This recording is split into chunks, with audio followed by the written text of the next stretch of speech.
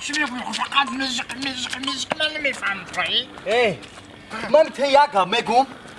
تایم خفه نشده که اینجا جور خفگی نیست همین جورگری بمونم من تایم خفه نشد دیگه فهمیدی یکم میگم همین قطعه کو من دخترا میبینن کو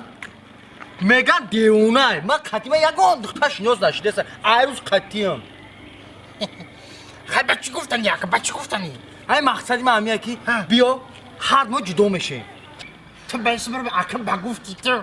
قطعی من امراج دی عروسو تو رو نگاه نمیکنم خوخی خیلی میشم تو من بدم که دوست دار کنی خفه شدی من هرگز من بهوده نگفتم که من هرگز از بیگانگان ننولم با من هرچی کم اون آشنا که اکا خشونا کیم که میگیرم کاکتو و اکو سلیدی و گرینی و نیشتیا و اکیا بیزی تماشا که عروسا چی خیلی توقعی میکنیم خفه شدم میگی هم دیونه را که دیونه میگن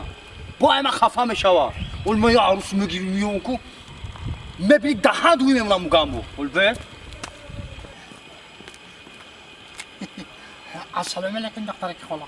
سلام علیکم سازی تینجی سلامتی و زندگی و اهل باید همه طرف خوبه کار و برکات خوبه نفرد میشه چی میگم که دختر که خلا مهر و محبت شما مرا کشیده همجا و چون این دختر خوشروی که شما مده مخلوش من بچه گنده نیستم من بچه سیمپاتیشم بعضی آدم هایدین من میدونم که من اهمیت که شما مده به درجه علی مخلوی چی میخوایی ایمن چی میخوایی میگم که آخه شما مده مخلوی بیا بریم ایسون من یک گاو بریام خیلی طرف خونه دا بابا صحبتمون علاقاش میگه خاصی خوشم چک کمش نمیشه او مگم بو ای بچه یه دیونه سوی به عروس ده منه گپ بلا نزاکت دیونو خداویم